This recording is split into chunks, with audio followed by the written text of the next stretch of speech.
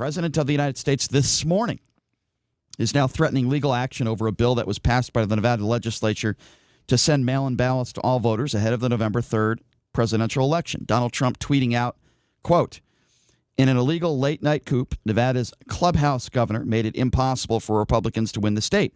Post office could never handle the traffic of mail-in votes without preparation, using COVID to steal the state. See you in court." Obviously, this gives Democratic Governor Steve Sisolak the power to command the Secretary of State to adjust election procedures during a state of emergency. Now, my opinions on mail-in voting has never changed. Certainly now we're in a pandemic and there's a lot of people at a certain age that don't feel comfortable leaving their homes. They should certainly have an option of what is mail-in voting. There's no question about that. I also think that there's a lot of people out there, perhaps minorities. This would be an opportunity for them to vote. So I think it certainly could there be some issues on either side, Republican or Democrat. There could always be issues. There's 100 locations in Nevada on election day to vote.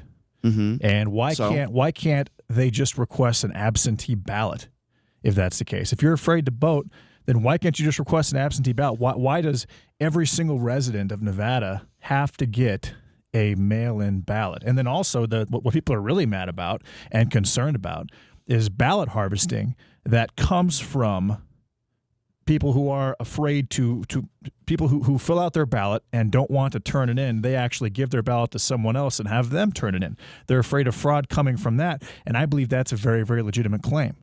Well, my argument, and it's really not even an argument, it's that you're hearing this really basically from the right. I don't hear any Democrats complaining about this, but yet Republicans could easily cheat just as easy as Democrats could cheat, but yet Republicans just assume that Democrats are going to steal votes, and it's only going to be shenanigans on the Democratic side when there's no evidence to back that up. By the way, there have been states that have long embraced mail-in voting, such as Washington State, which has been mainly using mail-in balloting since 2005. Democratic.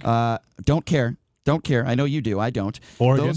If I could just finish, those running elections have seen zero evidence of widespread fraud. And by the way, no Republicans in those states have been complaining. There have been, concerning ballots filed with dozens of potential cases flagged for deeper investigation in major election years. But again, I said dozens.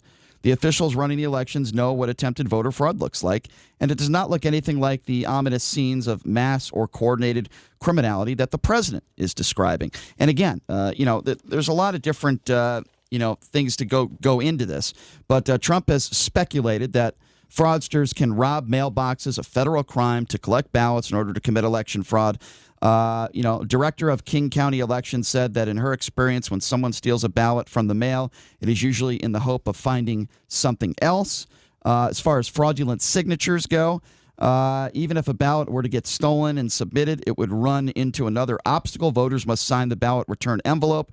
Workers at the election office are trained to examine signatures, checking to make sure the signature that comes in matches the one on file. Let's not forget. Let me just finish the sentence. That the Democratic Party in Nevada did sue to stop signature verification from taking place. They sued to eliminate signature verification a couple months ago. Let's not forget that. Just to finish the sentence that I was saying, checking to make sure the signature that comes in matches the one on file for the voter before sending the ballot along the line to be counted. That's cases of fraud after elections. Washington had partnered with other states in a joint data analysis that looked at whether any voter cast a ballot in multiple states or whether a ballot was cast in the name of someone who was dead at the time of the election.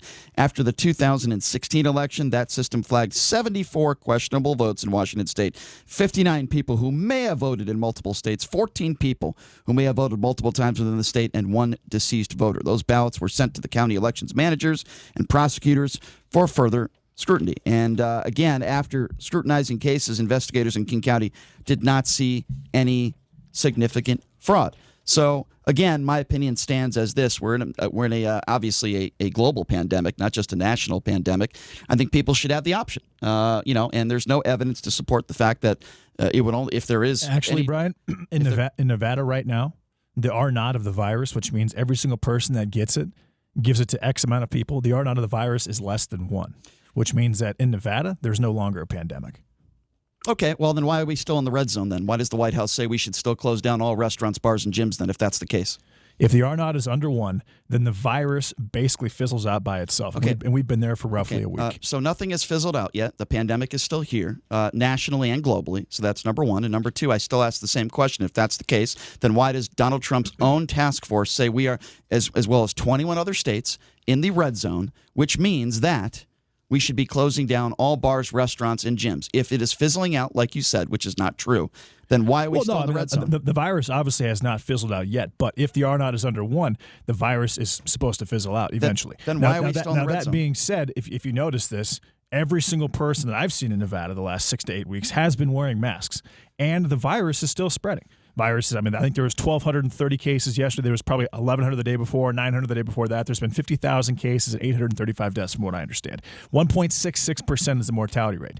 But people are wearing masks. So do masks work or not, Brian? If people have been wearing them for a long time and the virus is still spreading that's an easy the way that it is. That's an easy answer. And every legitimate doctor and scientist could answer that for you. In fact, they have. So I'm not sure why you're asking that question. But the answer, well, it's actually the major doctor that everyone quotes, Dr. Anthony Fauci, said masks may not be enough as of last week, and recommended face shields in addition to masks.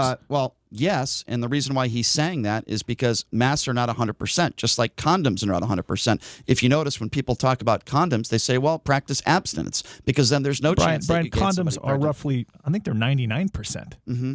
Well, people also say practice abstinence masks are nowhere near 99%. I don't know. They might be 30%. They might be 30%. They're nowhere near. Making the comparison between a condom is... It's ridiculous. Okay, Brian. what I think is ridiculous is you arguing against masks right now, and you saying that everything's going to fizzle out. You're undermining the virus again. No, I'm not. Yes, you are. I'm just saying that's what the R0 is. Okay. Governor Sisolak himself last week said the R0 is under 1. And if you look up what an R0 of under 1 means, that it's going to fizzle out by itself. That's how that works. If you want to use the term fizzle out, that's fine. But you could also look at the statistics of how many people died in certain states in July and where we're at. I've seen it all, Brian. Okay. Well, you certainly don't mention that. You don't mention all the people that have tested positive. You don't mention the people that have died. You don't mention the hospitalizations. You don't mention any of that stuff. But you go against mask wearing, which I think that's ridiculous. You question mask wearing, which is also ridiculous. We'll open up the phone line, 702-257-5396. Again, the number to call is 257-5396. We're talking about voter fraud, and we're talking about Donald Trump Monday morning threatening legal action over a bill that was just passed by the Nevada legislature to send mail-in ballots to all voters ahead of the November 3rd presidential election.